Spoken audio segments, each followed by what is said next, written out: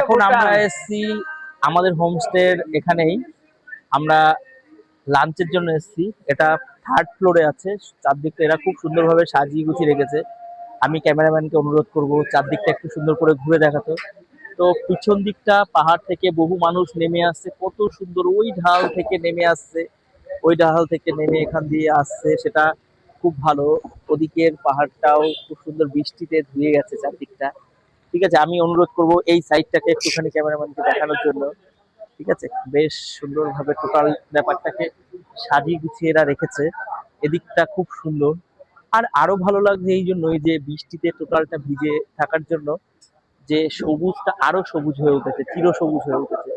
তো রেস্টুরেন্টটাও খুব খুব খুব সুন্দর। তো এই পাশটা আমি একটু ঘুরে দেখানোর জন্য বলবো। এই পাশটাও বেশ সুন্দর। এখানে দূর থেকে একটা ঝর্ণা নেমে এসেছে, সেটা খুব ছোট হলেও এখান থেকে চোখের শান্তি আসছে। তো এই জায়গাটা ওভারঅল সমস্ত কিছু মিলিয়ে আমাদের জন্য খুব ভালো। তো আমরা এখন খেতে বসে দেখবো যে আমাদের জন্য কি কি মেনু অর্ডার হয়েছে হোমস্টেতে। এদের একটা থালি সিস্টেম থাকে, তো দেখা যাক দুপুরে আজকে আমাদের জন্য কি কি ব্যবস্থা হয়েছে।